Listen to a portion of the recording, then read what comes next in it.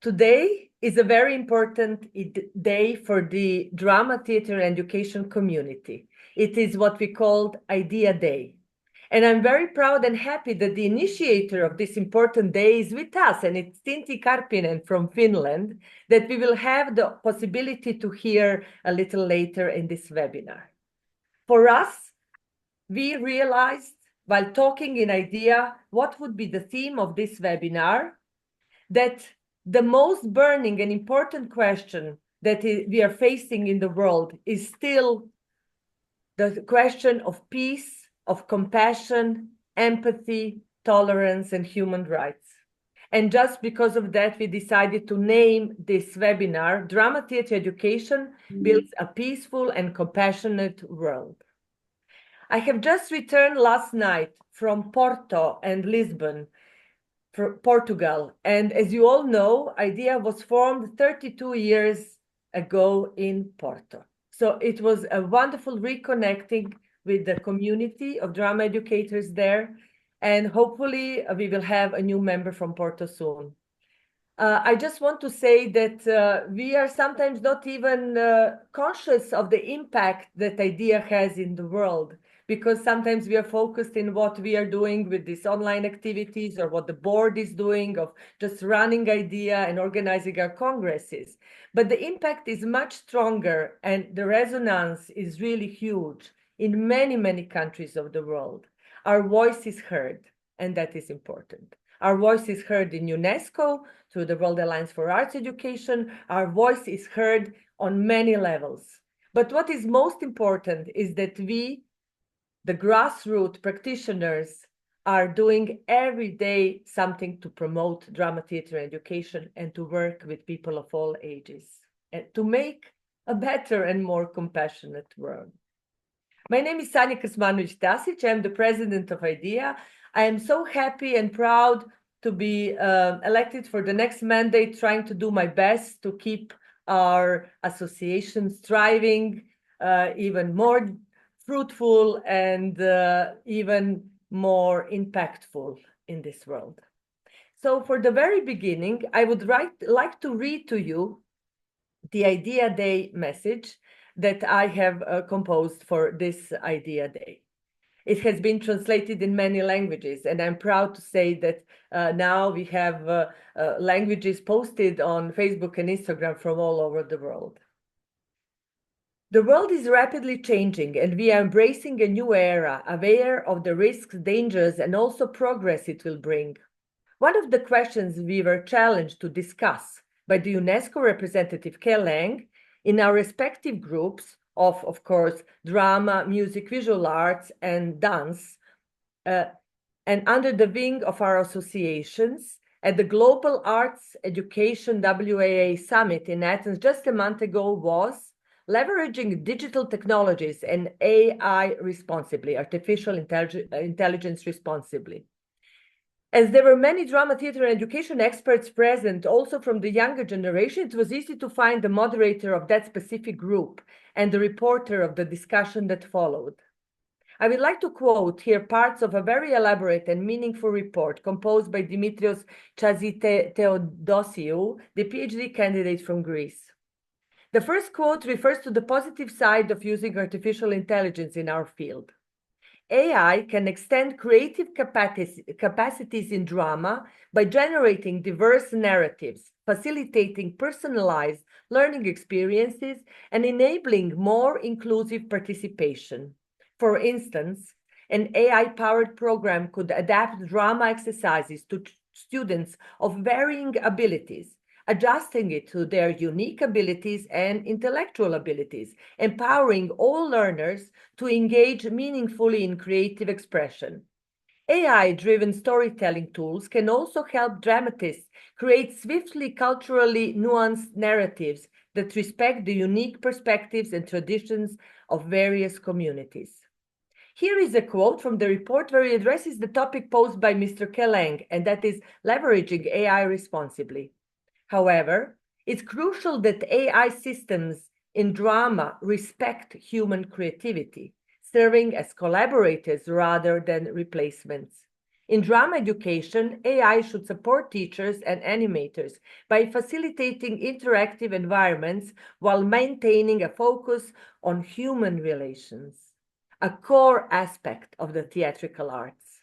The goal is to enhance human creativity, dialogue, and understanding, not to reduce the richness of human expression to mere algorithms.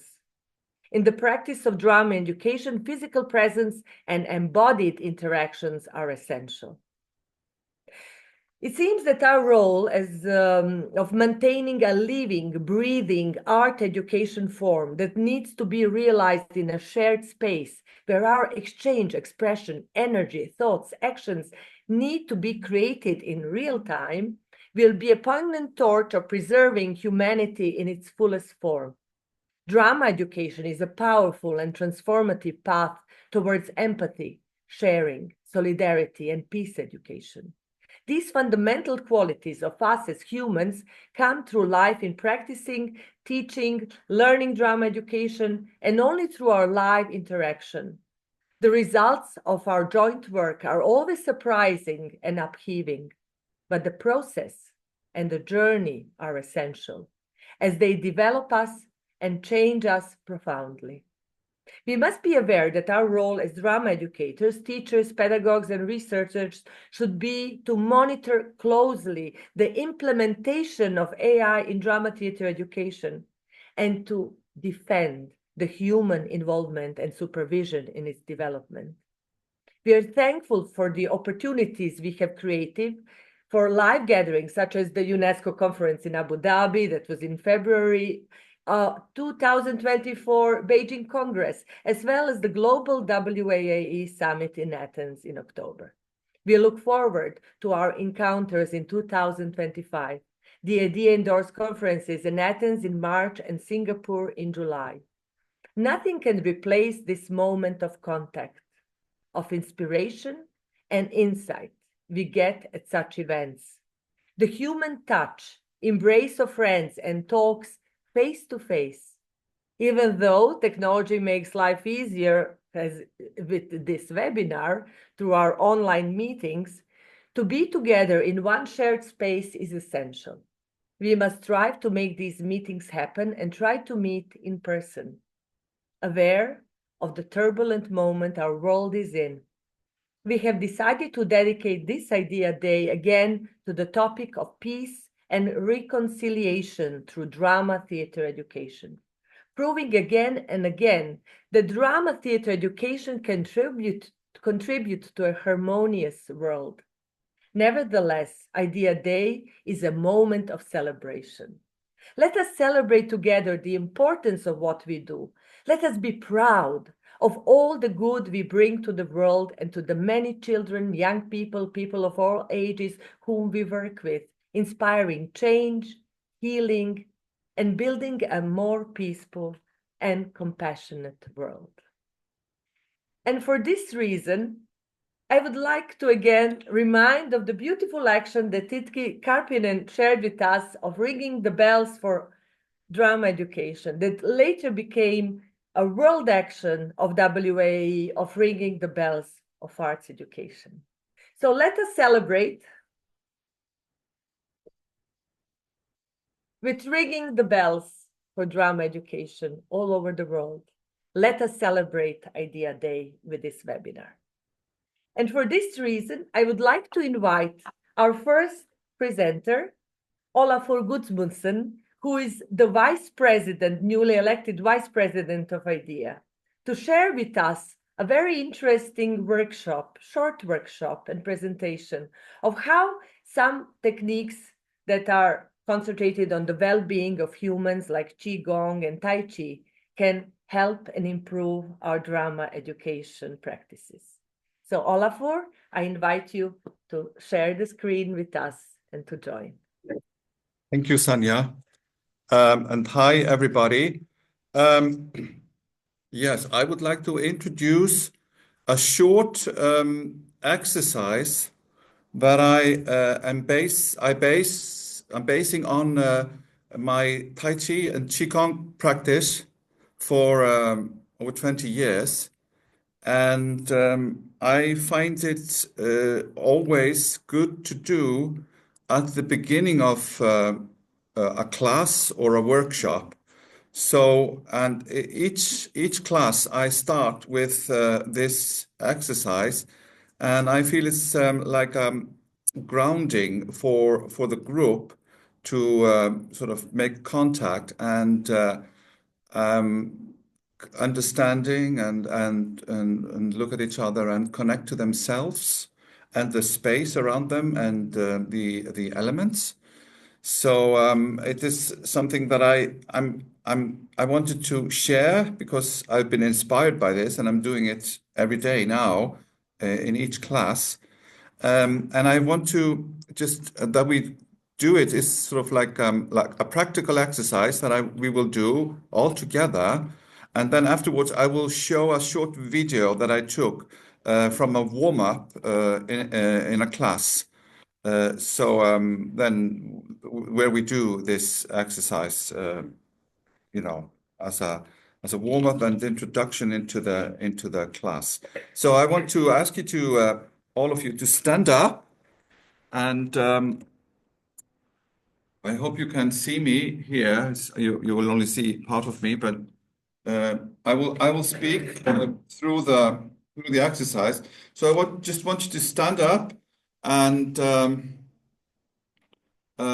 stay with both your the soles of your feet on the ground, and like a hips width, the feet like sort of like a hips width apart, and find a point in front of you to focus on, and then when you have found the point to focus on, take a deep breath. And then you breathe slowly out. And you connect with how you feel today. So what is the status of your mind, of your feelings, and of your body? And when I do this in class, you will see it afterwards. I have everybody to hold each other's hand and look each other into the eyes and at the beginning. So we're sharing the space by holding the hands together and looking each other into the eyes without any, just openly exploring and taking in the other people that are there in the space. And then I want you to focus to the soles of your feet. So you connect to the soles of your feet, and then you can maybe just stand a little bit onto your toes and back onto the heels. So you go from the toes to the back of your feet, and you really connect to the soles of your feet, and then you connect to the knees. So you loosen up the knees, and you let the movement from the soles of your feet go up to the knees, and then to the hips, and to the waist, and up to the shoulders and the breast, and open up the breast and open up the heart to the people around you, and really feel each other in the space.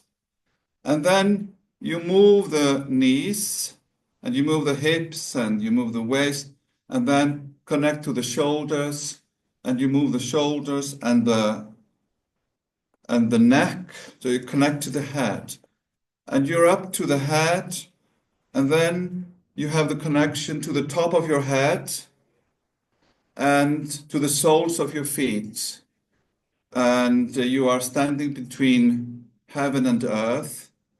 And then when you connect to the top of your head and to the soles of your feet, you make a little circles that start sort of like leading from the top of your head all the way down to the body.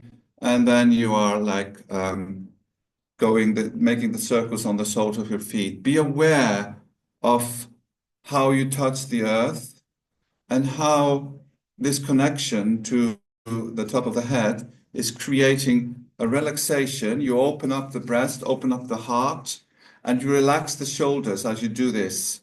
And when you hold the hands of other people and look them into the eyes, you start to create trust. So it's a beginning. For me, this exercise is a beginning of the development of creating a trust within a group and to sort of and to see each other as we are in a compassionate way.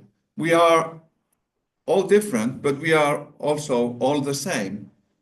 So we are all human beings, and we have all emotions and mind and thoughts and everything. So, and from this simple exercise, you hold each other's hands and you lift your shoulders and you let your shoulders like go down. You breathe in and you relieve and you make a sigh with your voice and begin opening up the voice. So you lift your shoulders and relax, and you feel the out breath down into the feet and into the earth. So you breathe into the earth, and again,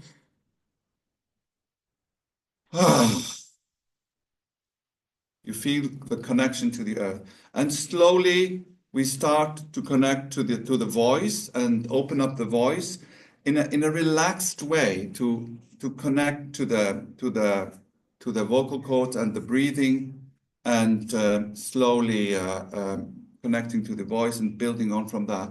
What I do, and you will see in the video after this little sequence like this, standing quite close together with the hands touched, we open up the circle. So it's we take a wide stance, and we let the hands of the other people, sort of the weight of the other hands, help us to open up the chest and continue working on the body connection and the contact to the earth. So this is the most important part of Tai Chi and Qigong is actually the contact to the earth and the soles of the feet. So, and that's the basis for our body and everything we do. And I feel that doing this, we can relax now and sit down. I feel that doing this at the beginning of my drama classes is creating developing trust and a sense of shared experience in the drama and the connection to the emotions, which is, of course, the most important thing. So I want now to show a short video from a group that I was teaching this autumn, where they're just doing this. So that'll explain better what I'm talking about. I hope this can be, yes, so you can see it now, and there is some sounds I'm talking, but it's in Icelandic. So you'll probably not understand, but I have explained most of what we do, and it will explain itself. Okay.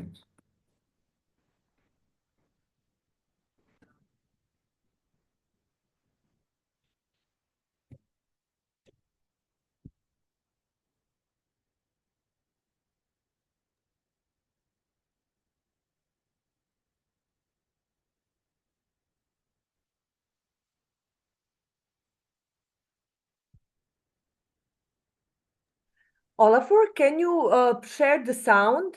Because we do not hear the sound. Yes. It says, you have to tick the box. So can you start again, please? Yeah.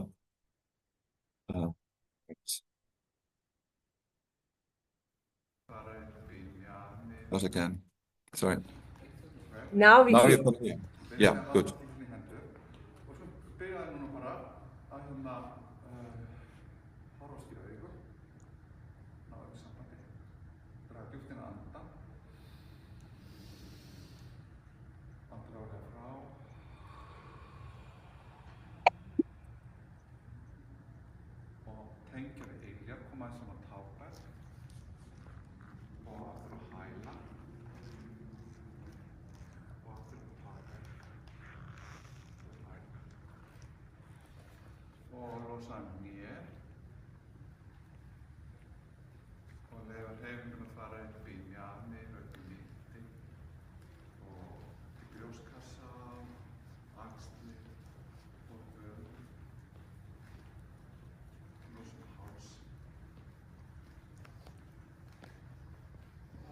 Finna síðan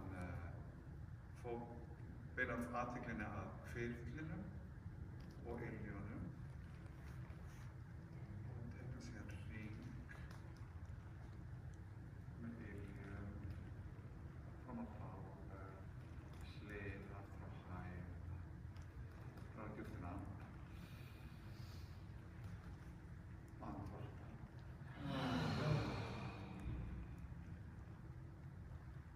Einu sinni enn andvarpa.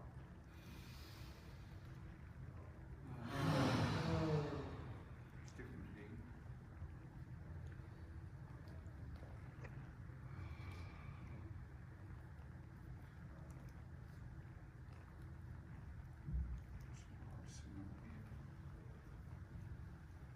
Og lyfta öxlum, anda inn og leyfa röddina að renna frá höfði niður í mjaðminn.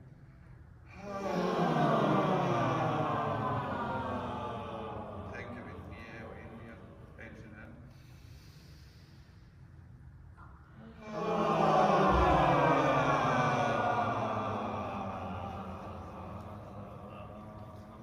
Og fjadra á tábergi og leyfa röddina að vera með.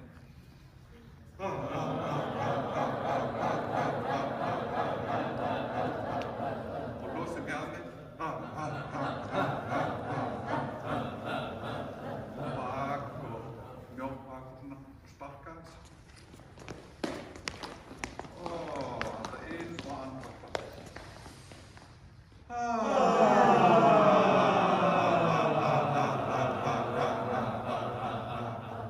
Opna röddina og stíga aftur á bak. Og strekka þess á, já. Og finna hendurnar, aðeins strekka meira. Finna hendurnar sem ég held í, hjálpa mér að opna brjóstkassann. Anda inn. Og andvarpa. Til æsilega. Og tengja við hné og ilja. Og prófa að finna hring.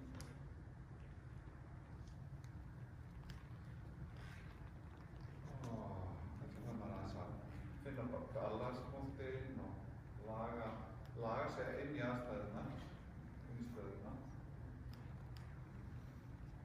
Og anda inn og leyfa röddina að renna.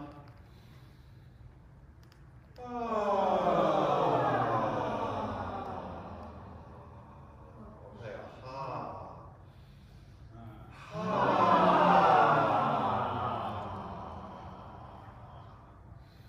Aftur.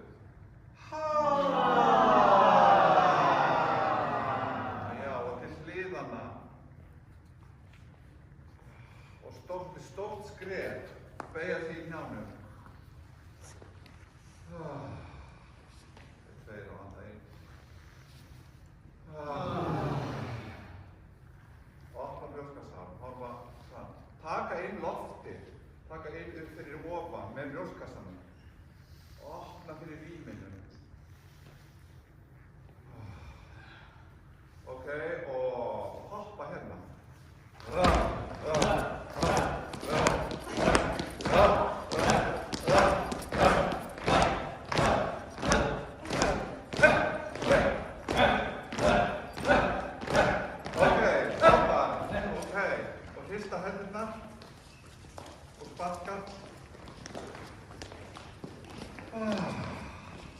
inn, tegja upp, slaka mjá, tengja við hérna hné og ilja, opna brjóstkassann, rúlla fram, beygja hné, mæja mjaðmi, fingur koma snert á gólf, anda inn og anda upp á hérna. Og hrista hérna, beina hné, hrista. Og svo rúlum við hryggjarlið fyrir hryggjarlið. Glæs, og endur hérna.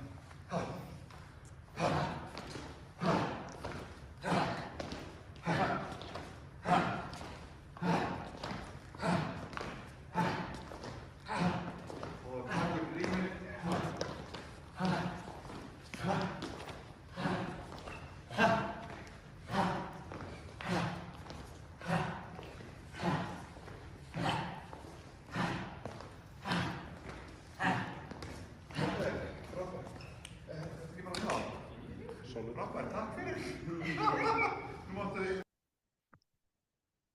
Okay, thank you so much. I hope will inspire something.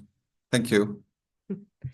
Thank you, Olafur. I mean, this was amazing because also it's about group building of togetherness of the group and of your connecting. It was really remarkable. And thank you so much for showing the video because then it became very, very clear what you're talking about. What Yeah, a thank you. wonderful proposal for the start of every drama class. Thank you so much. Thank you. Yes, and now I would like to ask Nasia Koleva to join us and to present the It Could Be Me, It Could Be You project that has been realized in Greece for the last actually 10 years. And it's an amazing project. And I know that Nasia, actually, her PhD thesis was based on this really important project that was one of the, I think, most important and impactful projects in drama education on the work with the migrant population. So, Nasia? Thank you, Sanya. Hello, everyone. I'm very happy to see all the old friends from IDEA and also new faces. Can you present yourself? Sorry, just in Yes. sentences. My name is Nasia Koleva. I'm from Greece. I'm a drama teacher and drama facilitator.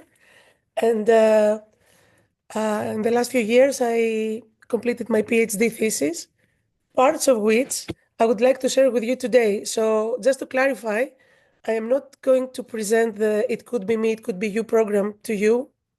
Some of you may know it already, but rather some interesting, at least for me, data that arose from this research that we conducted. And I think I would like to pose also points of thought or questions for all of us to think about for making further research in the future.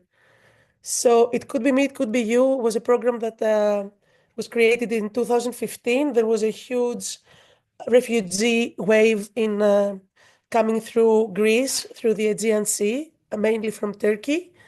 And the TNET, the Greek Association for Drama and Education, and the United Nations Refugee Office co-created this program that it's still ongoing, actually, in Greece. I was also part of the designing team of this project. Nikos also is here, Nikos Govas. We created it together.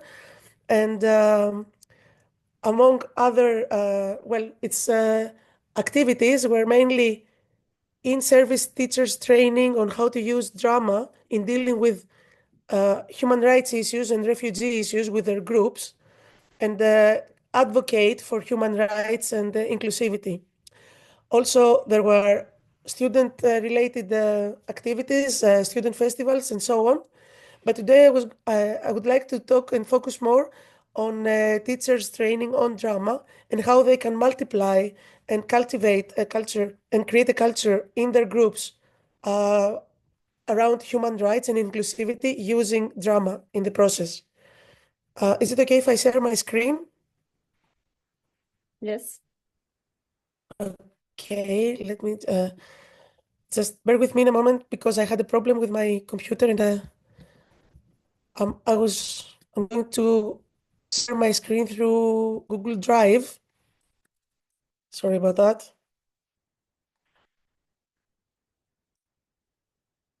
Can you see my screen? Okay. Yes, it's good. Thank you. Okay, so I would like to talk about the experimentations that arose after the training that the teachers received and the limitations that the factor of time has created to them.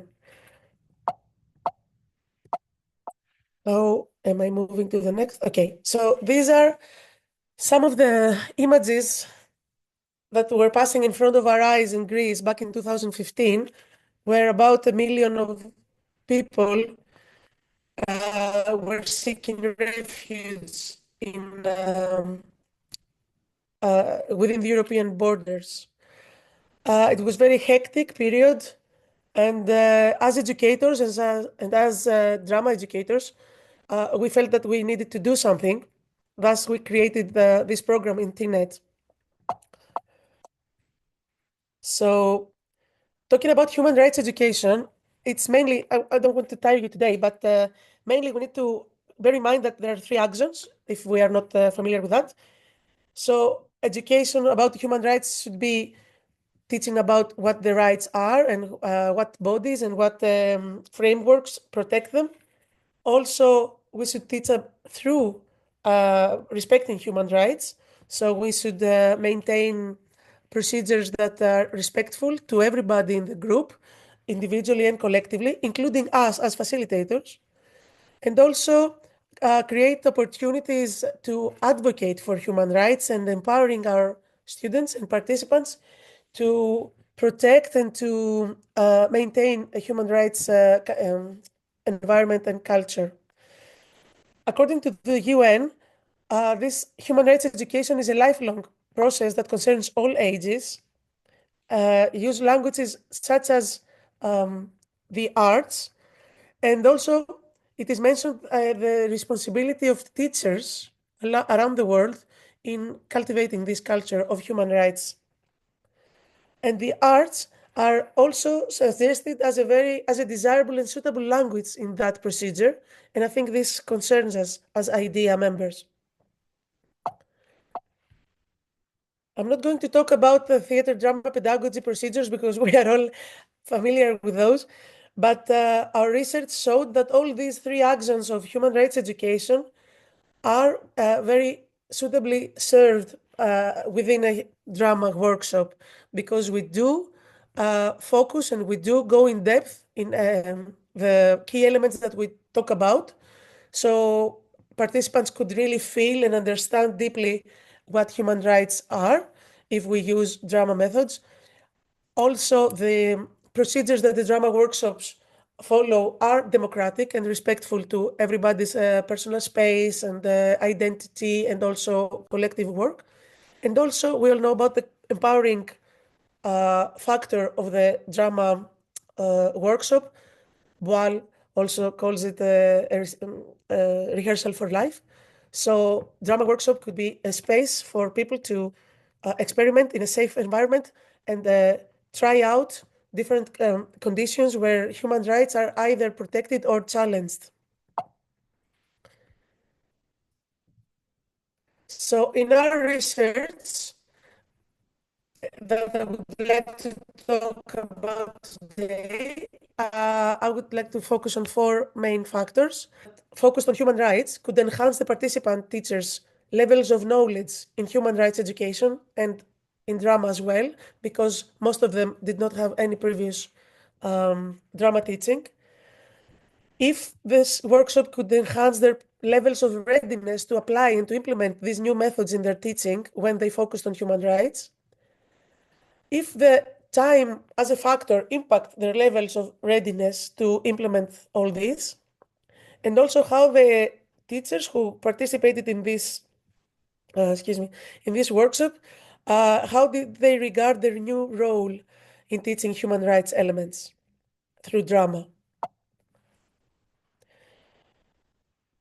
The trainings that we did, it could be me, it could be you, are 3-day ones. They last for 20 hours, and they contain all those elements that we are familiar with of warm-ups, team building, image theater, educational drama activities, role-playing, simulation games, etc. And the participants work individually, in small groups, or in plenary. They're also reflecting circles that we discuss about what happened and how we can implement that in our student groups. So talking about the research that was conducted between 2018 and 2020 throughout 2 school years, 44 teachers of different disciplines and levels of education took part from 16 different cities in Greece. That was the outcome of 20 different 3-day workshops. And also the research was based in qualitative evidence of 13 individual interviews. In this research we tried to also come to measurable conclusions and to do quantitative research and measure what happened. So the data collection was in 3 phases. Before teachers took part in the training, after the training, right after that, at the end of the last day, and also following up after the end of the school year that the training took place. And that period was happening before because we were trying to see if they actually implemented something in their group and what were the outcomes and the circumstances they worked under. And of course, the interviews took place in 2020.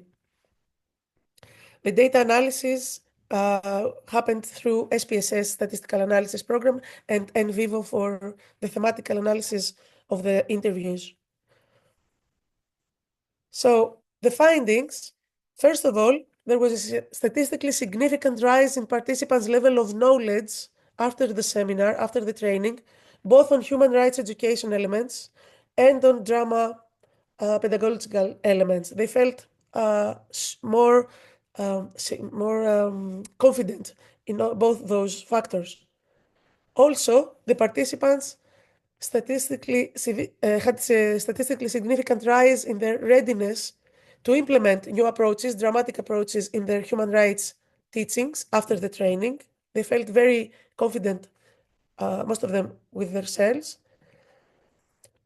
An overwhelming percentage of them, about 3/4 of them, experimented actually with new approaches using drama in their classes and in their groups the year that followed the training. However, there was a statistically significant drop on participants' levels of readiness on experimentation at the end of the school year. So no matter if they actually implemented something or did not implement something dramatic into their teaching for human rights throughout the school year, they felt less confident to do so by the end of the year. And that shows something about the impact and the time impact, about the time and how it impacts their readiness throughout the year if they do not have a follow-up training. Although, let me show you, their levels at the end of the school year remained much higher than their initial ones. And one of the 2 elements that I would like to talk more about later is that all the findings in the research agreed between the participants, irrespective of their gender, their age, their work experience, their discipline under which they work. So no matter if they teach language or maths or history or drama, their educational level, if they teach in primary school or in pre-primary or in lyceum or high school, and or which training they took part in. And this is quite an interesting and important element because, as I said, there were 20 different trainings happening throughout 2 years of program.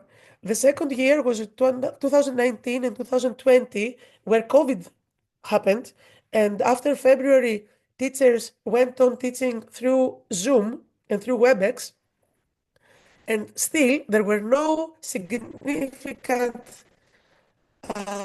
statistically significant changes in their answers of these teachers or the rest of them, which is quite an interesting point of view.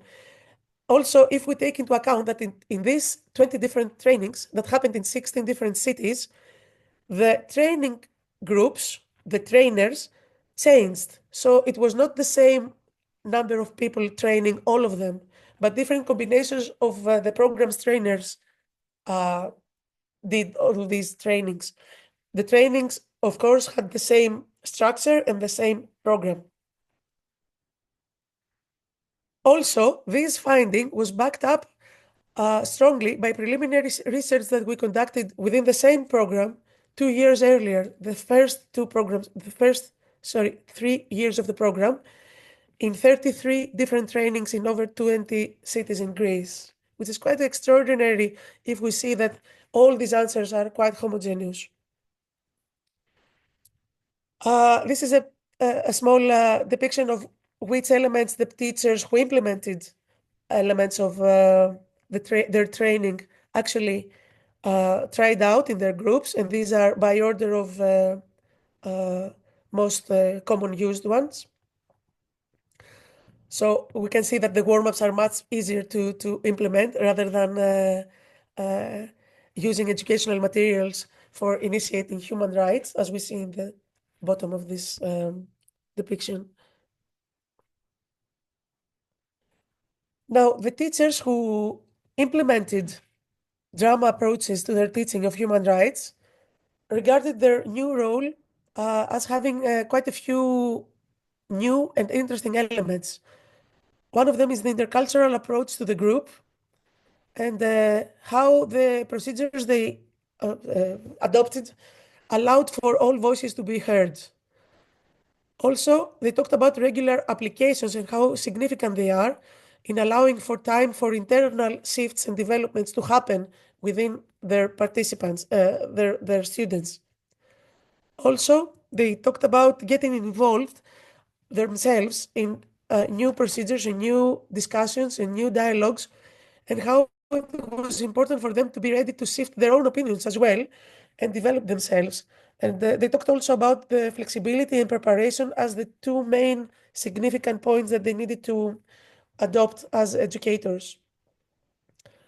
Also, they talked about the time limitations because human rights as a task exceeds their everyday lesson plans and should go throughout the whole school life, actually, not only the school day, and bring all the educators of the school together towards this direction and work all of them together.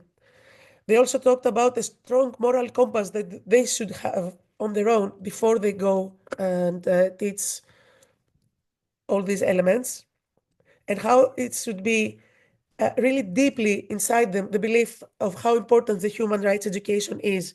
So that would give them strong motivation to do so.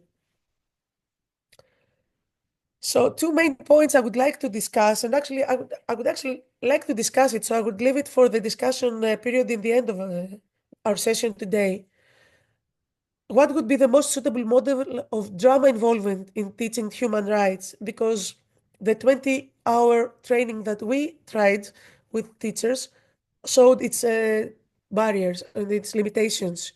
As I said before, after the end of the school year, there is a drop in their feeling of readiness of how to go about and do it again or do it for the first time if they haven't done so, especially if the summer intervenes and then we have a new school year.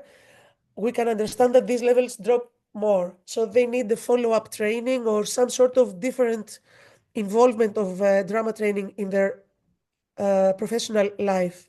Mentoring, some of them suggested, so that a mentoring team would be accompanying them throughout the year, feeding them also with more material or more information, or even redoing the same training for people to refresh it. And also, the point 5, this research tried to bring about hard evidence, measurable evidence, statistical ones, about the impact of drama that the drama training that may have, irrespective of external factors such as age and work experience of participants, or the facilitator's approach.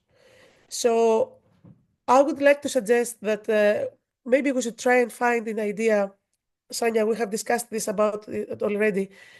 Maybe we should try and find tools, research tools, to overcome the small-scale research barriers, step on all these qualitative researches that have been happening, and create a space for more quantitative data to come about. Because Kelenc, the UNESCO representative in WAAE conference in Athens a month back, also mentioned it, that we need measurable evidence if we want to talk about policy making and advocacy on a policy making level.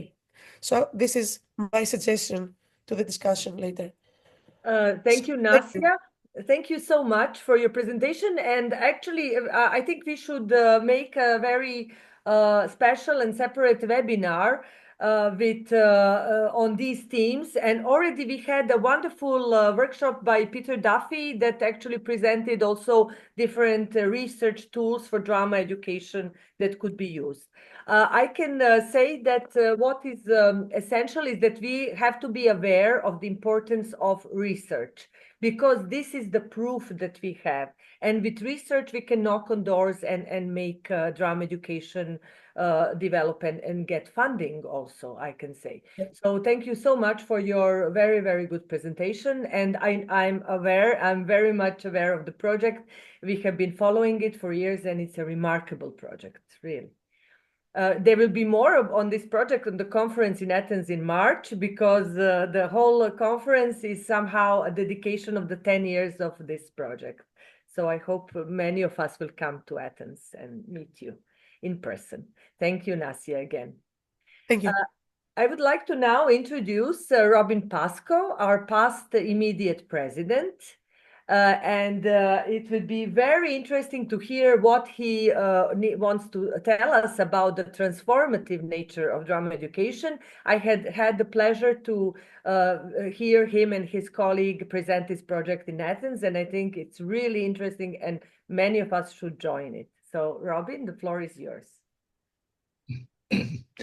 Kaya, I welcome you in the language of the Whadjuk Noongar people on whose lands I live and teach.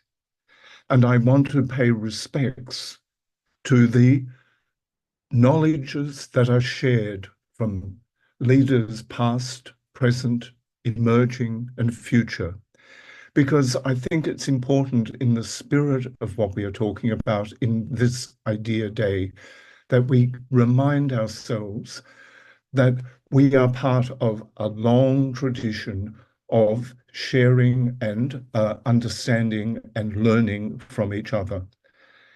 It's a wonderful opportunity to talk with everyone, and hello to all of the many friends and colleagues and people who I've met, including the ones that, you know, I'm caught up with in the IDEA 2024 Congress, but also in the WAAE Summit and in the many years and so on before. I'm going to be talking a little bit today about a current research project that I'm involved in, which is about the transformative power of drama education, arts education. And this is, in a way, picking up on the themes that Nasia has just been talking about. It's also picking up on the mood and the atmosphere that Olafur created with the beginning of this particular presentation. So I'm going to share my screen now so that we are able to look briefly at the slides that we have, making sure I've got everything clicked here to make sure that we are ready to go. So in this particular part of the presentation, really what I'm talking about is an invitation to share the stories about how drama is transformative. And what do we mean by that? Many of us believe passionately in the power of drama to change the lives of the people that we work with. And that's the theme of the research that I'm working on in a current project with Christina Gray from Edith Cowan University. And it's about the transformative capacity of arts education. So we are interested in understanding the context in which we work. And in Australia, education is currently shaped by what is called the Alice Springs Mapantwi Education Declaration, which is the Council of Australian Government's Education Council statement that actually says, at the very beginning, education has the power to transform lives. So our purpose in our research is to ask drama teachers, drama students, how does drama transform? Who does drama transform? What is transformed by drama? And how does transformation happen? And this is important because, as we've just been talking about the importance of research, it's important that we move beyond the anecdotal claims of teachers when they say, well, of course, drama transforms. We want to be critical and to be thinking in an informed way. We want to have criticality and connoisseurship or informed knowledge about the claims that we make.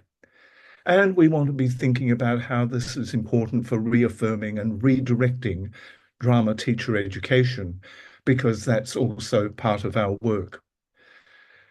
In a global context, you will see how important the notion of transformative education is. In the UNESCO Framework for Culture and Arts Education, which was launched in Abu Dhabi earlier this year, and which was also featured in the WAAE Summit in Athens, culture and arts education should be holistic, transformative, and impactful. And when you, in fact, are working with all of these particular ideas, what we're in fact talking about is the sustainable development goals that we in fact have and that we are working with. Transformative education addresses target 4.7 of the United Nations Agenda 2030, because it's looking at how we can in fact improve global citizenship education, education for sustainable development, heritage education, education for health and well-being, and other focused education priorities. When we talk about transformative education, what we mean is that that education will shift the perspective or change the world view of the people that we're working with. I have to pause a moment because someone is knocking at the door. Please just excuse me a moment. No problem. This is what live things, when things are happening live, real time screen, it happens normal. It's good, like theater. I'm back. Sorry. It's all go here.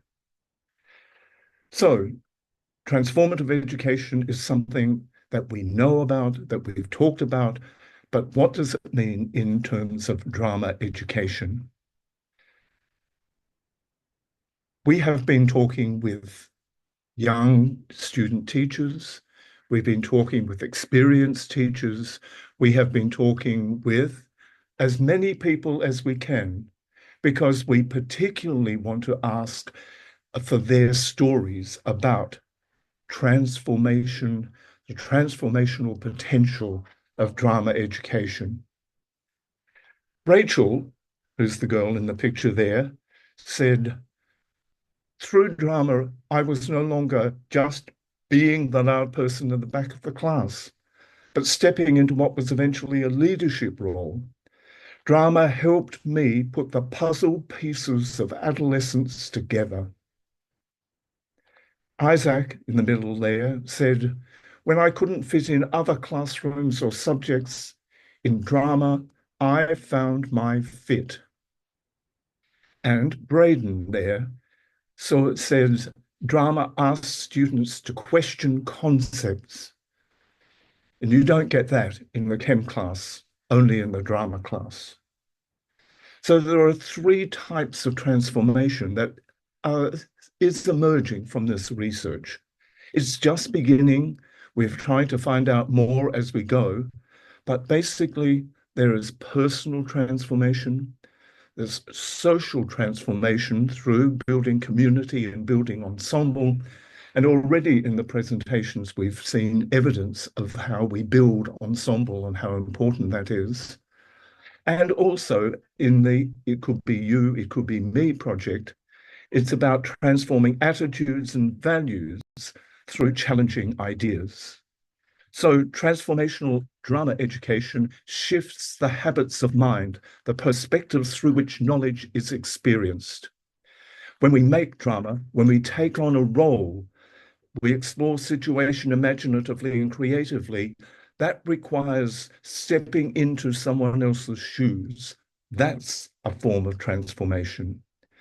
When we are the audience for drama, when we are engaging imaginatively with drama as we witness it, we are shifting our perspectives, seeing the world through other eyes.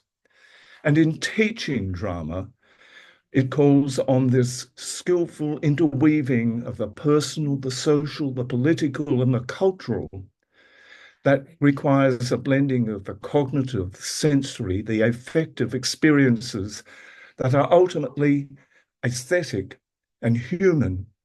And isn't that the theme of what we're talking about today?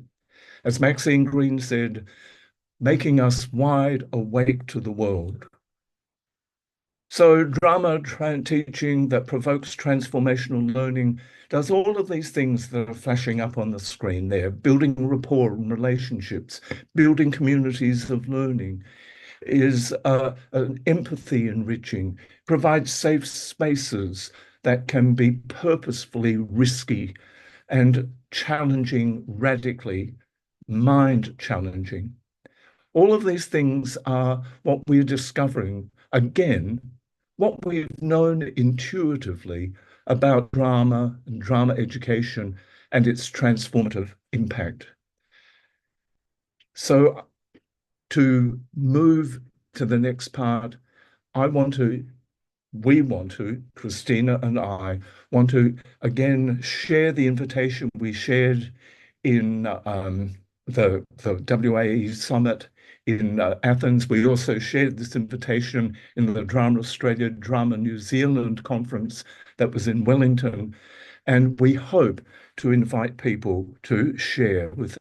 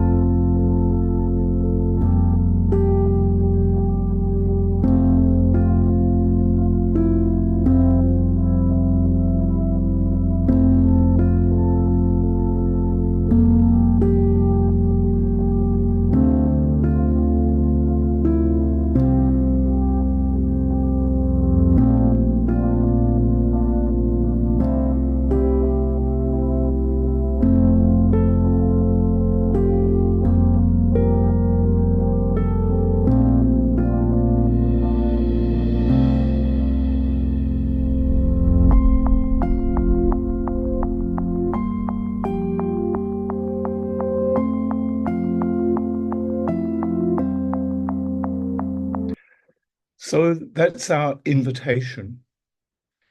What we have found, what we know from all of our teaching together in drama, is that we are in the process of helping people become something different. And that's a key to the idea.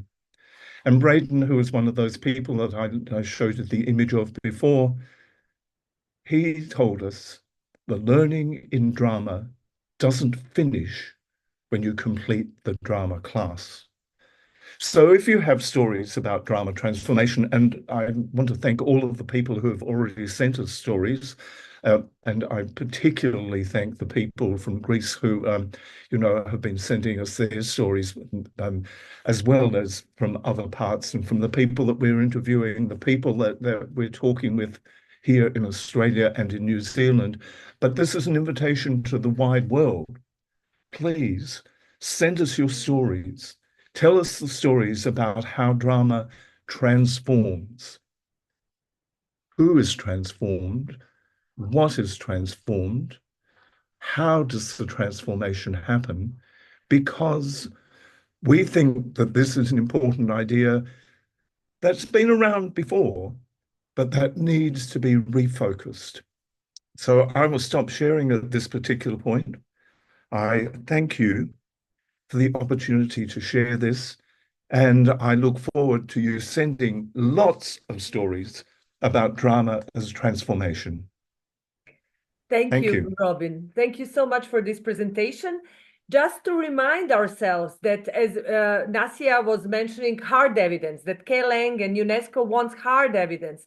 For me, this is a very humane and soft but important evidence. These stories are a testimony of how much we transform lives and transform and impact personal development with drama, theater, education. Thank you for this. And I hope it will be a great success and the book will be really an enchanting thing to read and something that will help us maybe in our mission and advocacy.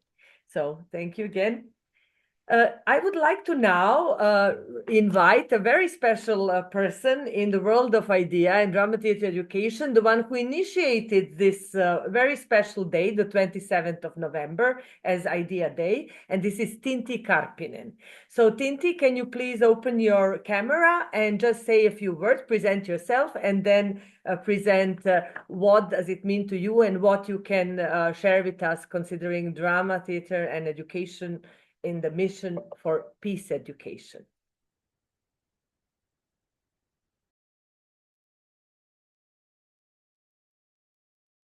Thank you so much, Sanja.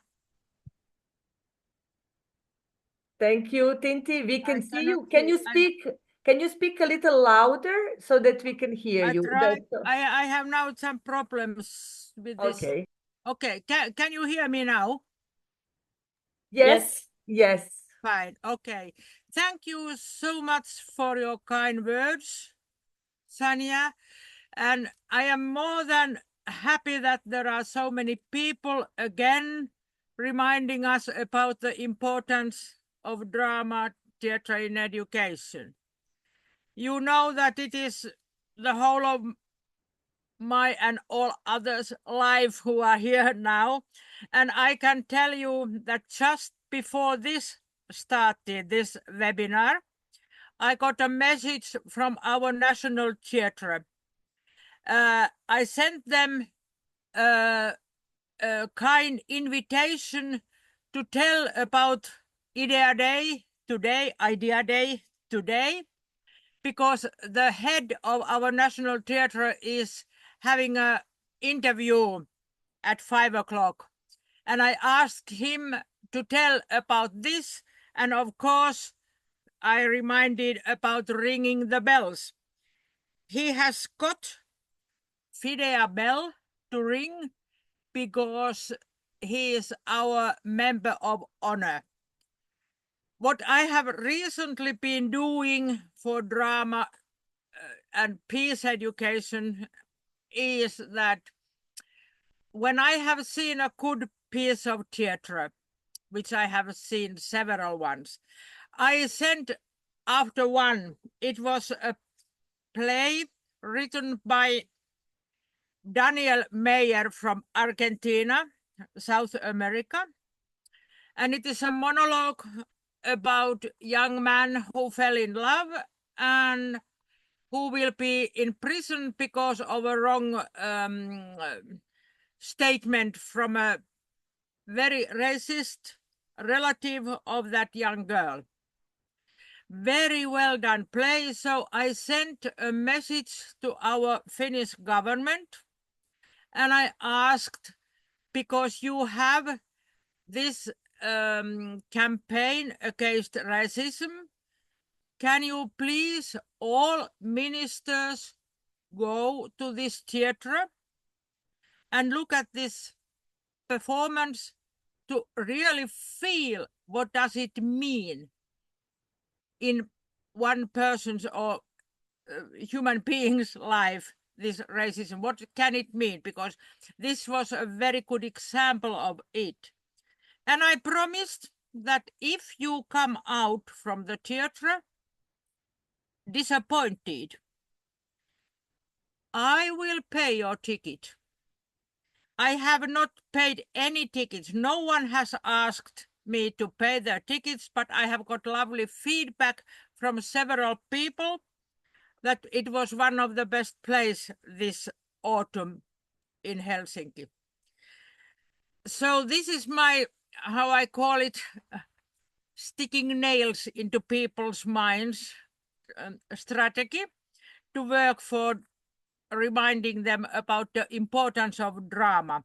And it is nowadays especially important in Finland. We have a campaign to collect names for a list, and it is called Scissors Off.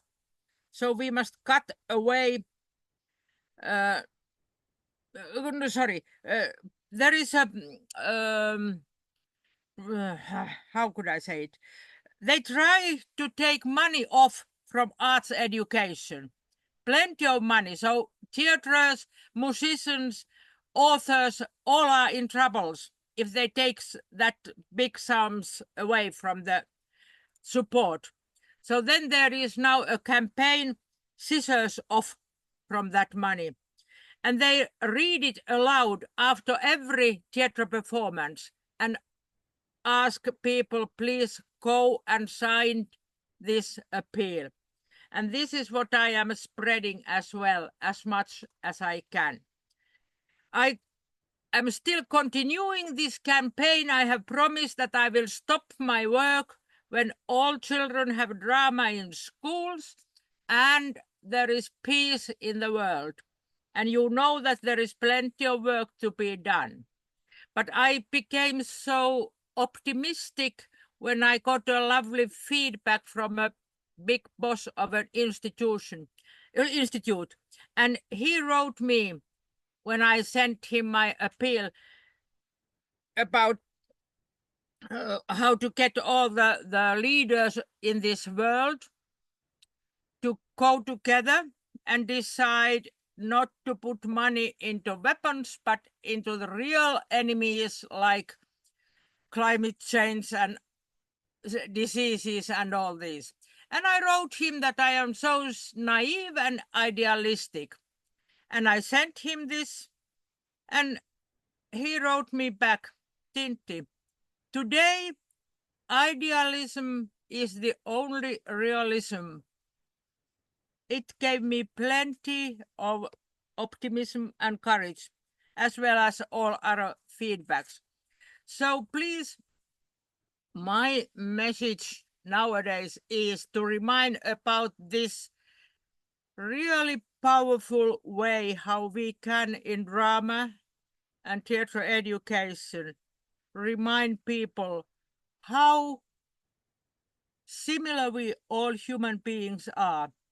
This idea, it could be you, it could be me, is the core, as I wrote in chat. We must stop using violence, cruelty towards each other.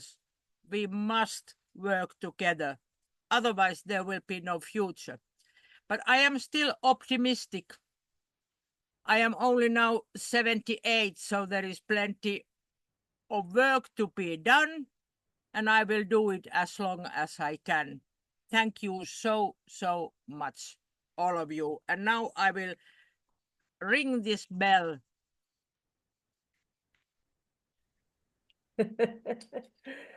And I will ring the bell, Tinti, because you inspire me as always. I must just say that one of the themes that I was talking about at the opening of the World Alliance for Arts Education Summit is, could we imagine that all the money that is given for arms, for ammunition, for armies, for borders, for security, is given to arts education? What a wonderful world it would be. What a peaceful world it would be. So we should really question this as where is the funding going? You know, is it going in the right direction in the world? And it's not somebody's money, it's our money. It's the money of the people that governments are disposing of. So Tinti, again, I say very big thank you.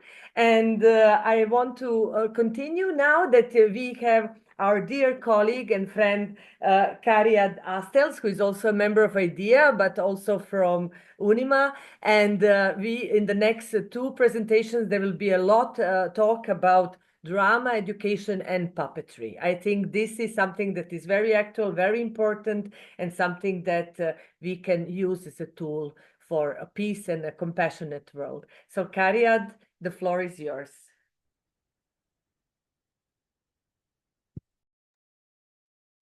Thank you very much. It helps if I put my sound on. And thank you everybody for such inspiring discussions and projects and invitations. It's really wonderful. I think we are broadly speaking from the same hymn book about what we would like to happen in the world, but it's hard when we are dealing with the things that we are dealing with in the world. I'm also an optimist and will never stop working towards this.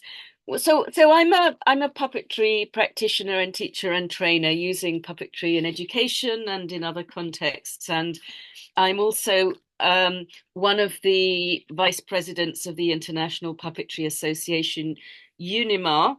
And I'm going to talk to you about a couple of projects. One of them is a UNIMA project. One of them is a project that I have been running for some time. And I just want to say, of course, that one of the great things about puppets is that they are so visual and they can represent ideas in very physical form. So I will share my screen. Here we go.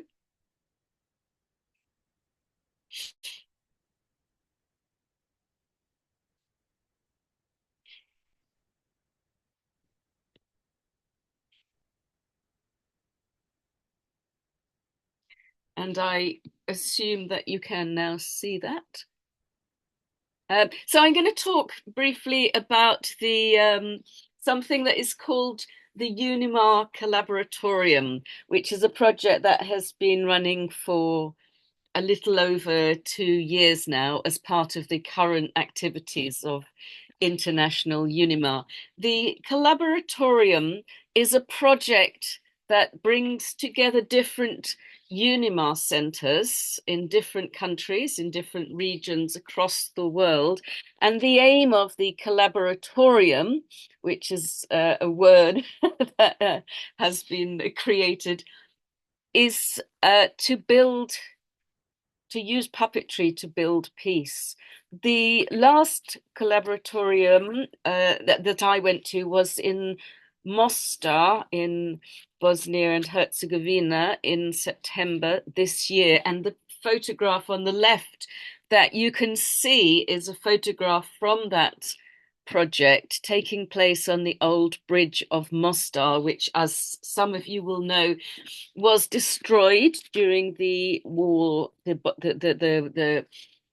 Balkan Wars during the 90s, and is a symbol of joining together different communities within Mostar, Christian and Muslim communities.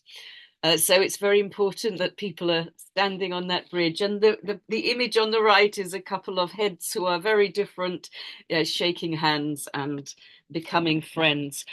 So essentially, the Collaboratorium is a framework. It's a framework that can be joined by any organizations. And one of the offers I would like to suggest today is that it could be something that IDEA participates in. It's spearheaded by UNIMAR, but there's no reason why other organizations can't join in. And the aim is to bring people together from different communities to create activities for children within these communities, activities also for adults, which actively build towards a culture of peace. There have been 2 that have taken place so far in Mostar. There has been one that has taken place in Brussels, and there is even now one that is taking place in Iran, mainly online, bringing people together in a project that's called Shadows on the Silk Road. So shadow puppetry from different locations along the Silk Road. So, sorry, my computer is a little slow at going onwards. Right, okay, so what does it mean, this project of peace building through puppetry? Well, it means different things, but it is the idea of working across borders. So the project is trying to bring together people to work across borders, but also to celebrate stories that work across borders, using local stories such as those in Bosnia and Herzegovina. Also thinking about how we can challenge systems of power which destroy and create obstacles to peace. Now, the phrase, the word that's on the right, Ukuzilanda, is a word that I only heard a few days ago. I heard it in Cape Town. It's a word from the Xhosa language. I probably did the click wrong. And it is a process of remembering, witnessing, coming back home. It's a word that refers to the authenticity of seeking our own truth. And I was very inspired by this concept, this word, as something that can describe what we try and do when we try and bring people together in order to both bear witness to things that have happened, to our stories, but also to promote the sense of authenticity and homecoming for all of us. Now, I'm going to stop the sharing and I'm going to ask Dunya now to share the first of the 2 links that I put in the chat earlier, which is this very moving video that was projected onto the puppet theatre, the Mostar Puppet Theatre, as an opening ceremony for the Collaboratorium in Mostar in September this year. So go ahead.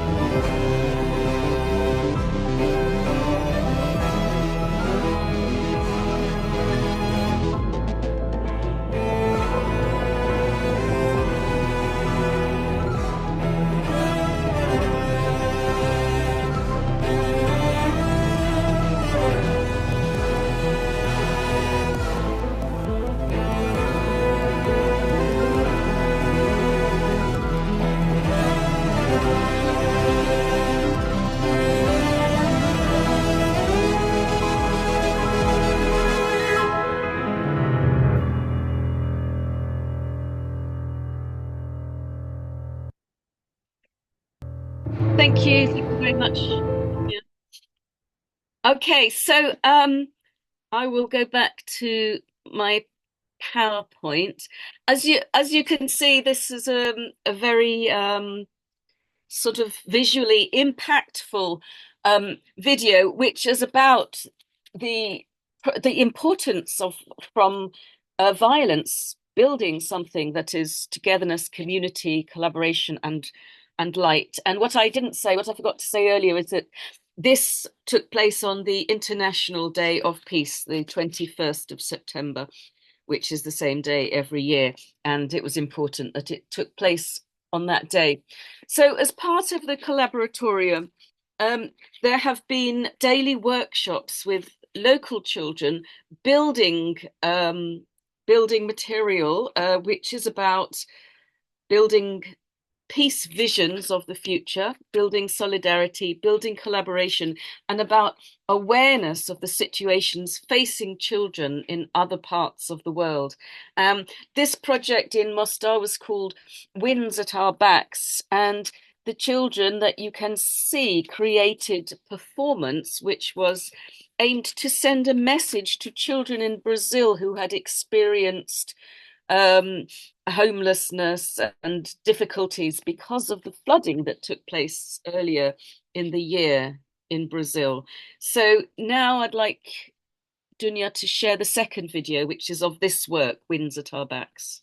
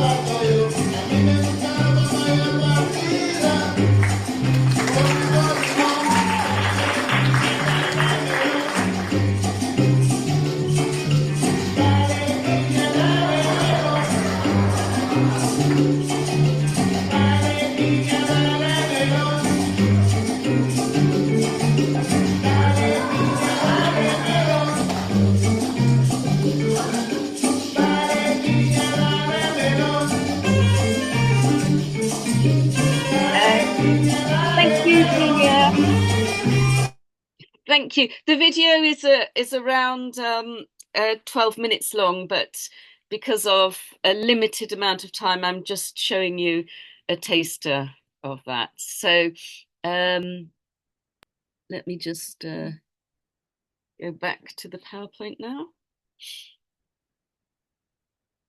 Okay. So this is a project that seeks to bring young people and children together to reach out to communities across the world and think about positive solutions for peace building longer term. This is an image from the project I told you was happening now, another Collaboratorium, Shadows on the Silk Road. And very briefly, I wanted also to talk to you about a project that I have been running some time, which is using puppetry to explore child rights. This was a project that was initially funded by Oxfam and linking children across countries on the Meridian line. That was over 23 years ago initially. And as part of that project, I talked to children in 3 countries, in the UK, in Spain, and in Mali. Those children communicated with each other and shared information about their understanding about child rights. And from that, a project that used forum theatre and puppetry together grew, in which the children who are aged between 7 and 9, primarily in schools, but not exclusively in schools, develop scenarios where child rights are not being upheld, and they then use their puppets to intervene in those specific situations to try and ensure that child rights are upheld. This work has been done extensively in primary schools in Catalonia, and it's funded by the Solidarity and Cooperation Fund of a number of town councils who have particular projects on child rights, and the work that is done is then shown within those schools and as part of an exhibition that takes place.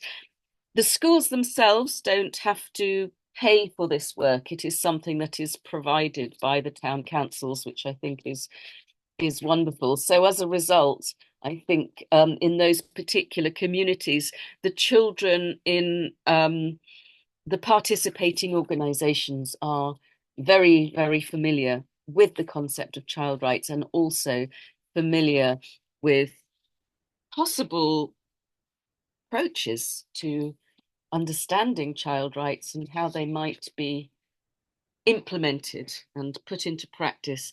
It's a very exciting project, and it continues to take place. And as a result of this project, those town councils that have funded the project have actually developed a whole series of events, and they've created an annual calendar for the towns on the theme of child rights, using images of puppets that the children have created as part of the project.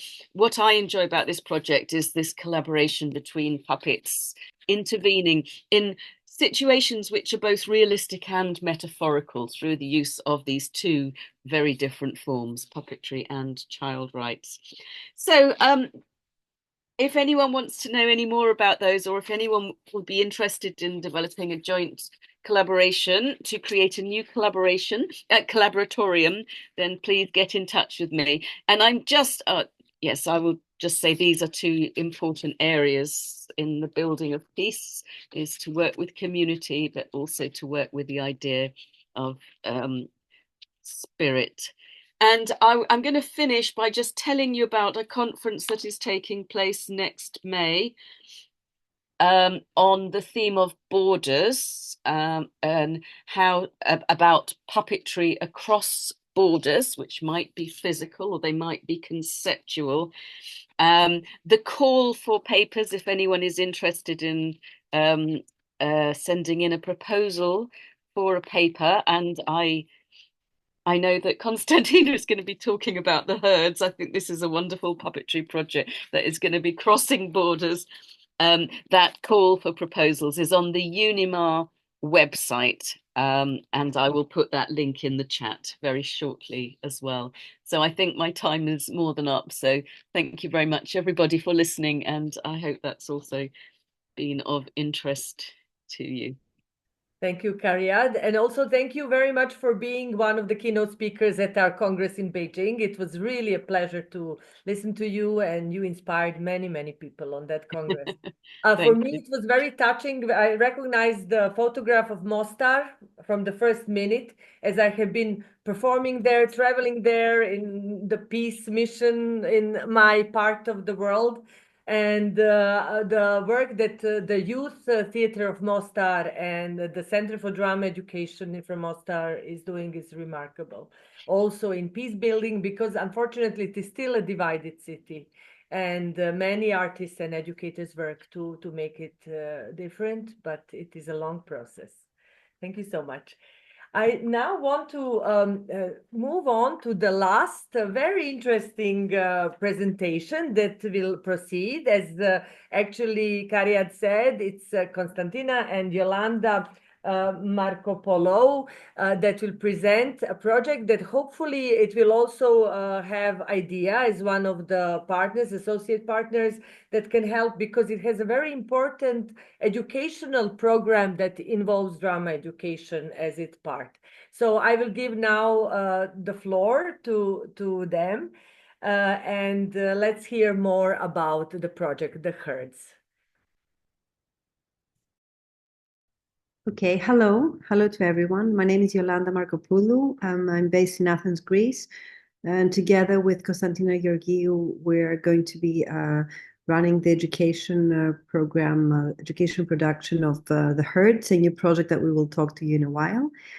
I want to welcome you. I'm very happy to be here, and thank you for inviting us.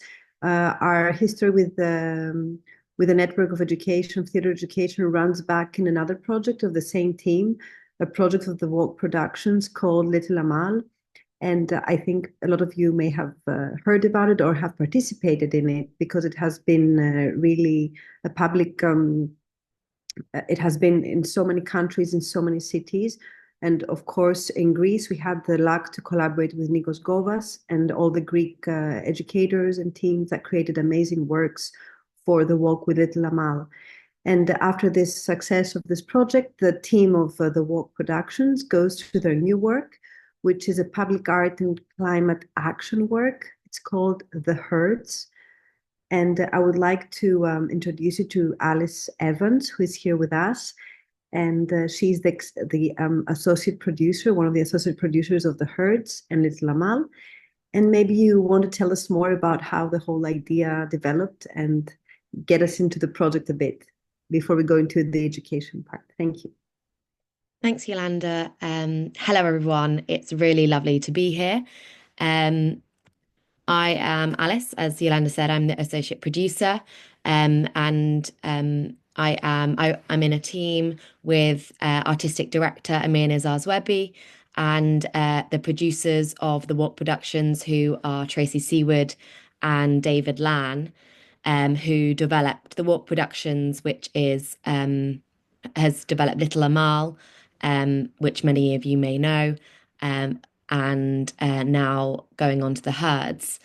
On that first journey, that Amal walked through many, many cities, 65 cities, and welcomed by a million on the streets and millions more online. We didn't realize what we were creating at the time. We didn't realize it was going to be such a success. Since then, she has the Little Amal, the 12-foot puppet who represents a refugee girl, a 10-year-old girl, has visited many other countries such as Ukraine, Poland, Canada, New York, Norway, Ireland, Australia. And last year, she did a journey in the United States from Boston to San Diego, and continued into Mexico, and she still is continued to walk. She is going to Chile in January, so you can find more about that on her social media channel, Walk with Amal. Amal's journey was essentially one vast act of theatre, One side of the stage was Gaziantep in Turkey, and the other side of the stage was Manchester in the UK. Whilst walking with Amal, we began to understand the power of telling a story across vast time and space, evolving over time and drawing people from many places to become part of the journey where everyone can contribute and everyone has a role to play. Whilst walking with Amal, we began to understand the power of telling a story. As Amal walked into the city, she was met by thousands of people who had been following her and were waiting for her to arrive. When she did, she was not a stranger, she was theirs. She belonged to them, she was their daughter, their sister, their long-lost cousin. As theatre makers and educators, the main achievement of Little Amal Project was to take one of the pressing issues of our time and turn it from a news story to a human story, from statistics to numbers to emotion and a heart. With that in mind, a nagging question started. Can we create a project from that we deal with the climate change that, like Amal, dealt with the refugee issue? Can we make people care? Can we make them feel and tackle the biggest issue of our time? In the spring 2025, we will embark on a new journey that will start in Central Africa and will end at the tip of Norway. We will create a massive herd migration of puppet animals, hundreds of puppets, hundreds and perhaps thousands fleeing climate disaster. They will emerge out of Central Africa in Kinshasa, voyage across Morocco, crossing over Spain, climb through Europe all the way to the north of Norway. Growing, changing, evolving as it moves, the herds will take on a new species native to each country they encounter. They will come uninvited to our doorsteps and march through our streets. They will be an alarm bell, impossible to ignore, to wake us up for our indifference, urging us to change our ways. Now, I think we have a little video showing some of the puppets. The first video, if you could share that would be fantastic. Is it this one or the other one? Sorry. That's the correct one. Yeah. Thank you.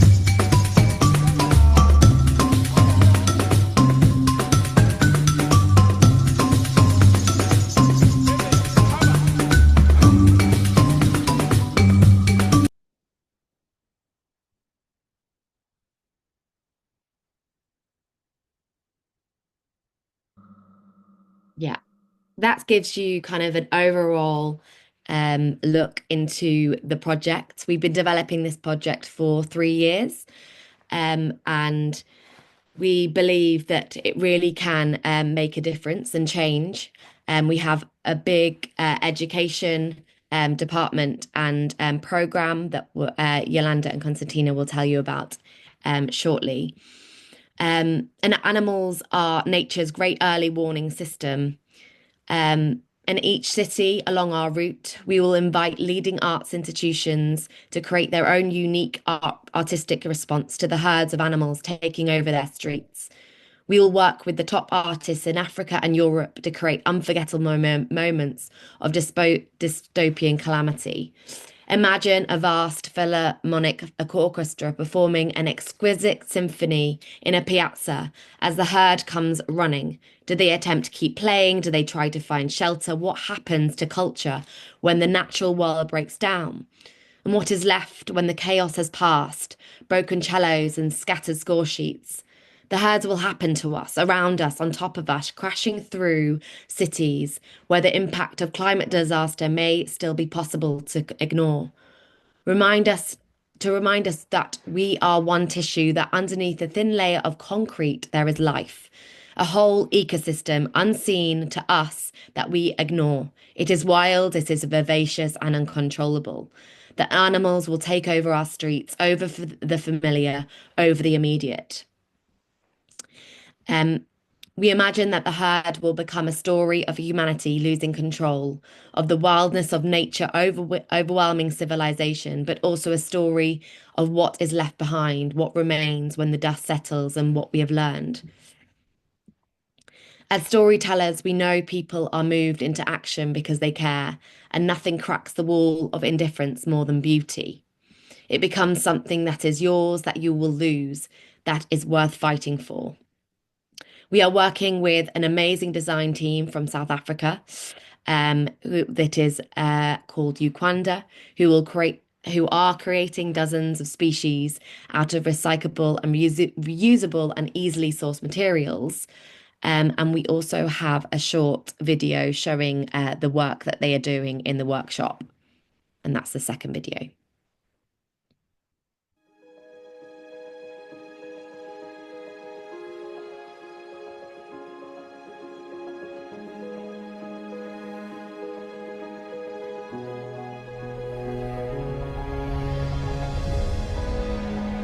My name is Sipoka Zempofu. I'm a puppeteer, I'm a performer, I am also a puppet maker. We are at Ukwanda's workshop.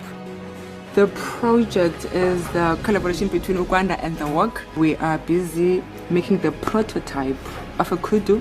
We've been exploring materials and exploring the ways of doing things that can be simple. Even in other countries, people can just go and recycle the material and work. My name is Sipo, his name is Mola. I'm a puppet maker, I'm a puppet performer. I'm working on a prototype of a gazelle. Normally we use cane in our puppets, but now we've got a challenge. What is nice about cardboard is that it's easier, obvious, it's easy to make, easy to fix. Also it's a recycled material, you can just get it anywhere and bring it to the workshop and just enjoy the work.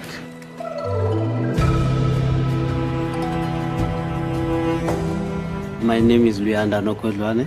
I'm working in this project of heads. This one is the gazelle animal that you're going to attach on the small puppets on the table over there. Here we've got the kudu head. This is the first head that I made.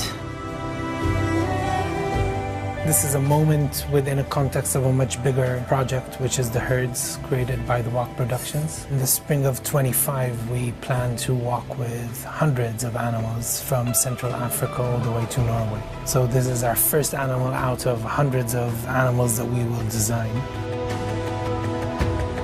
The workshop here have been working for the last couple of months, partly to create the kudu, but also to understand new materials. What can we use? What are the technologies we need to apply on these materials to create a project that tackles this issue of climate change? My name is Simon Dunkley. We opted for building with a light structure. Kind of test its strength and also to keep the thing very light. So the idea is when the whole thing is put together, you get integrity from the total structure. My name's Craig. I am a puppeteer. What I'm doing at the moment is I am attaching the breathing channel for the kudu. When we see a puppet breathing, we believe in its existence. It forms the base of all the work that we do as puppeteers. We're getting ready to do our first walk in the kudu workshop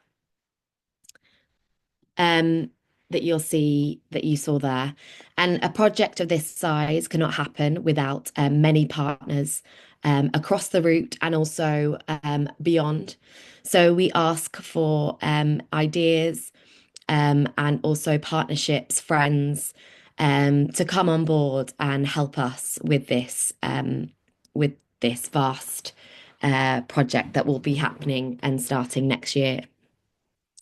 The education element is so important. We're working with lots of different climate organisations, and also the education elements to it is separated out. There'll be many university organisations that come on board to build the animals, And we're working with University of the Arts London at the minute, who are building the animals using the prototypes and instruction manuals from Ukwanda in South Africa to build these animals, and that will also be happening across the route. There's also young people that are going to be involved in puppeteering these animals and that will come on board for an intensive week that will get intensive with the best puppeteers in the world to learn how to puppeteer. And then there's also the education program, and I will pass it back on to Yolanda to tell you a little, and Konstantina to tell you a little bit more about what our plans are for the education world of the herds.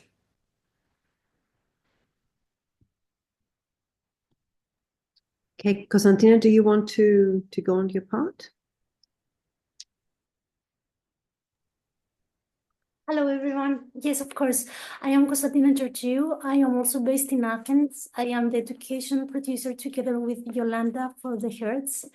And I wanted to follow up on what Alice already mentioned about the educational resources and bring up an element that is very important for the project, and that is putting young people and local communities at the heart of the project. So by that, we mean that we want to really reach out to young people and children before, during, and after the visit in each city. And that is why we want to reach out to communities that maybe are not the obvious ones when we are thinking of projects like this one. So people with disabilities or without disabilities, people with refugee or immigrant background are very important to us. And we want to create, through the educational resources, an opportunity for people across Europe and Africa and all the other parts of the world to actually relate and engage and give their input with this topic. And that's why we want to address to you, in case you have someone. It doesn't matter if it's an individual or a big organization. We think it's very important to create these connections, and hopefully we will see you along the journey. And I pass it on to Yolanda to give you more information. Thank you.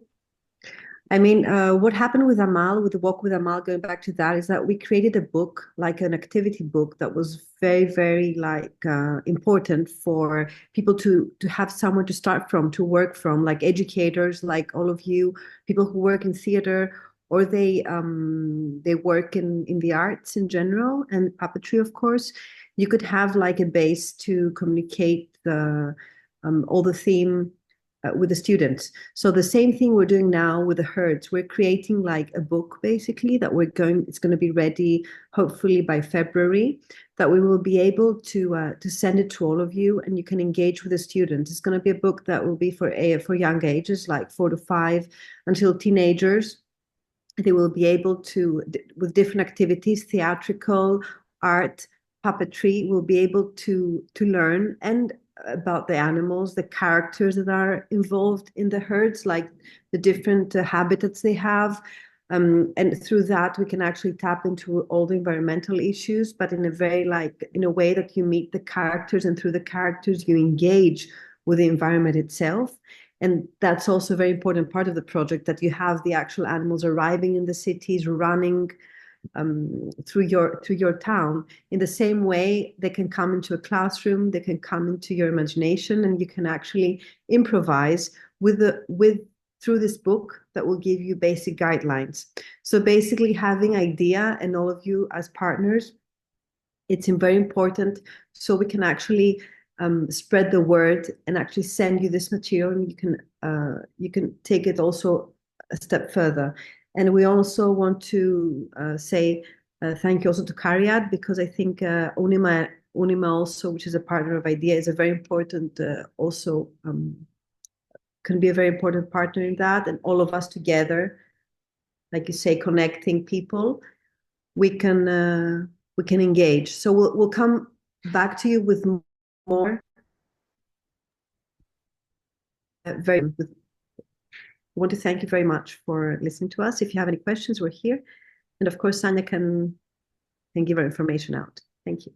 Thank you so much. I have been informed about this project thanks to Nikos Govas, who connected all of us together, the Walk Productions, and they presented the herds. And I think it's a wonderful project to have IDEA be involved with, because of course we have this huge network of membership from all over the world. And I believe your educational package would be very, very interesting. I just want to now go to a very personal territory, and this is Belgrade, because we always have, as part of the IDEA Day celebration, we have our Mater Terra Festival. And the main topics of the festival are ecology and ecology of the soul. Ecology of the soul as a term that I have come with about human rights, tolerance, and so on, but ecology and the herds fit in absolutely fantastically with this theme, because we want the drama groups and the drama groups from different schools or studios to show and present performances that deal with these two most important subjects. Our Mater Terra Festival is just this next weekend, because we try to keep it close to IDEA Day. So on the 30th of November and 1st of December, we will have groups from all over Serbia perform in Belgrade. And we have now come back to, we have come to the end of all the presentations. I would really ask everyone that is present, and that's 30 people, to put on your cameras, please. And I was really inspired, Alice and Yolanda and Konstantina, with your presentation. It was really, the videos are, even when you just look at the videos, you see the strength of this project and how important it is. So we can go to gallery view now, and so that we can all see each other in this moment.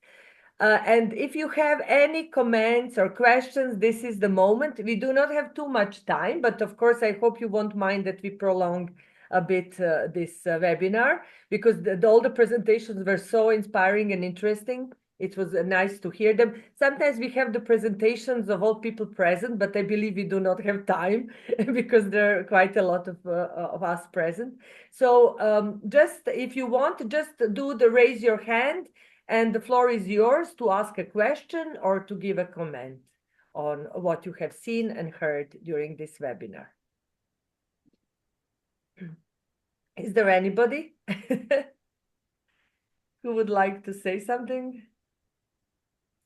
I think what was fascinating, again, we have traveled all around the world because we had people from Greece, from Iceland, from Australia, from the UK, and many other places, Finland, Serbia. I'm in Belgrade, so it's remarkable to actually, from Cyprus. Aha, now we have people writing in the chat where they are from, and I think that that is nice that you say where you're from in this moment.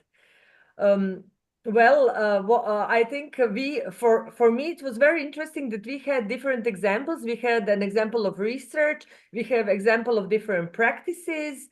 We had an invitation by Robin for this very, very valuable project and book that he's developing.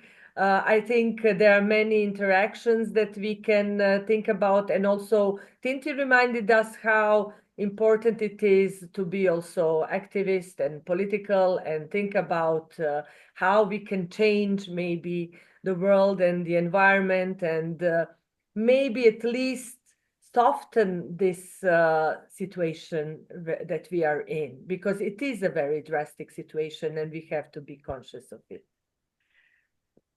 So Yolanda just wrote the email for contact. So if you want to contact them directly, but also IDEA will be the channel for the contact on the project, the herds. I love the sentence about there is just a thin layer of concrete that is separating us from the ecosystem and the environment, just there under our feet and actually all around us, you know, and we have to be conscious of that and respect that. And I can just imagine the 100 animals coming into each city and walking through the squares and reminding people that the wilderness is there, and we have to respect it and really find a way to save ourselves and the planet that we live in. Anybody? So Dunya, you can help me also if you see anybody. So you can raise the hand who would like to say something for the end, or we would just ring the bells. I see also Romania is here. Okay. I think Elisa was the yes. first one. Yes. Elisa, please, the floor is yours. Put on your microphone. Yes, okay. So thank you very much. This has been so eye-opening afternoon. Have been listening wonderful things. I'm a drama teacher. I'm now retired, but this enthusiasm woke me up. So maybe I still can do something. And I also like a lot puppet theater. So puppet theater is so not easy way to do things, but so that does not need so much money, more idea, and your idea is wonderful. I just want to say thank you so much. Where are you from? Finland. Finland, yes, Yeah. very nice. Thank you. Thank you. Thank you so much. Nikos, did you want to say something? I also see there are many respected members of the IDEA community here, like Maria von Bakken, Joachim Reis, Zeki Ozen, Ausa, Ragnarsdottir, all members of the elected officers of IDEA. So, Nikos, would you like to say something? Yes, hello everybody. I'm Nikos from Athens, Greece. And thank you very much for organizing this beautiful webinar today. I realize how important it is for us to meet each other. We're going through dark times, I think, again. And it's very, very important that we do meet. And it's not lots of that. I mean, there are not millions of us, but lots of us, enough to support each other. And so I really feel grateful that I'm part of this community. I really thank very, very much. I pay respect to all those who have been before us for the last 30 years that IDEA is running and trying to keep this association going. Some of them I know, some of them I don't know, but I still respect their work. And of course, those who initiated this celebration of IDEA Day. So I do pay respect for all these people, and allow me a more personal respect for this year lost for the drama community, for John Somers, our beloved teacher from England who passed away. He was one of us, and I'm sure he would be glad that if we keep on going on with this. So thanks again, Sanya, and the IDEA board who are organizing this IDEA Day for this year. Thank you, Nikos, for your kind words. Anybody else?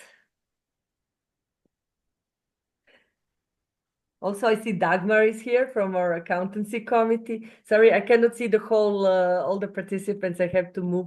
Would anybody like to say something from my colleagues, also from the elected officers, please? Yeah. Maybe I can say just yes, Ausa, please. We the port of Flis in Iceland, we went to the radio yesterday to talk about the IDEA Day, and they gave us a half an hour to talk, and we talked and talked and talked, and that was quite good. And it will be in the newspaper today. I haven't opened the newspapers. Also, your speech, Sanya. So I think now in Iceland, everyone is talking about drama. Great. Yep. Bravo. This is the point of IDEA Day. It's about advocacy and our visibility. Thank you so much. Zeki from Turkey.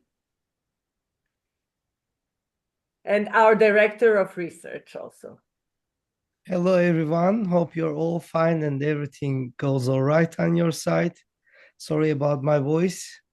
I'm a little bit ill, and I just wanted to celebrate and I wanted to thank to all of you for this wonderful presentations. Actually, everyone was really interesting than the other one. So it was really nice to hear what's going on around the world about drama. And I would love to talk about my association as well, my national association, Çağdaş Drama Derneği, in English Contemporary Drama Association. Well, we are celebrating this day Robert, with a huge participants actually, and today we are going together with our participants, members, and drama students and teachers all together. And every year, one of our colleague who gave effort, one of our experienced colleague is writing our national announcement about Drama Day actually. So I will try my best to send to IDEA our national drama announcement in English version. And it's really nice to see all of you and to hear your voices. Greetings from Turkey. Thank you, Zeki. I want to say that of course, Ausa, Agnes' daughter, is always shy to present that she's the president of our general meeting committee, and has been marvelously leading our meetings in the last few committee meetings that we had, the general council meetings. Yeah. So this is wonderful, and I also feel very humbled and happy and honored to have met Zeki recently in person in another wonderful congress in Turkey, in Eskişehir. They have organized of the Contemporary Drama Association. I also want to welcome Poliksena Hardano who is from Porto. She's living in Porto, and she is our connection again with the birthplace of IDEA, that I think it's really important that we are reconnecting with Porto. And so would you like to say what you just wrote, Joachim, please? Is it okay for you to join? Hello. I just wrote what I wanted to say, so I think you can just read it. Okay. So if you can you want to see these comments and statements for our educational things, work, yeah, you will see this on the website. Okay. Very good. So we can go to the website and see these statements from 50 members. Yes. Yes, thank you so much. This is great. I think this is a nice opportunity for us to share how we are celebrating IDEA Day. Because, as I said, CEDEUM, Center for Drama in Education and Art from Belgrade, Serbia, is celebrating it through our Children's and Youth Festival that will take place in Theater 17, number 78. That's the name of the theater here in Belgrade. We have a lot of groups coming from all over Serbia. We always have round talks with the participants and exchange ideas, and we have 2 workshops that are happening on speech on stage, and also movement on stage. And also, what is interesting, we have a really renowned members of the expert team that write a feedback to all the drama teachers and drama educators at the end of the festival. One is a dramatist, Tijana Grumic, who is the co-selector of the big BITEF festival, theater festival that's happening here. And another one is Ivana Koraksic, a theater director. They will write their feedbacks. This is how our festival is conceived. And of course, we will celebrate drama, theater education, and we will celebrate IDEA Day also on the weekend. But as somebody wrote very well in the chat, every day is IDEA Day. And I think we should think in that way. That is our concept. We should think that every day is drama, theater, and education day, at least for us who are doing it in practice every day. So thank you so much. Well, if there is no one else to say something, I think if you have some bells or something, you can ring the bells or just sing, and have a very, very good week celebrate Idea Day. Let us work for a peaceful and harmonious world, because we have to. This is our mission. We have to inspire the others. We have to make this world a better place. And thank you so much, Dunja Matulic, our dear administrator, who worked very hard to promote this event and to work with all of us to make it happen. Thank you, dear presenters. You have inspired us. So we can ring the bells.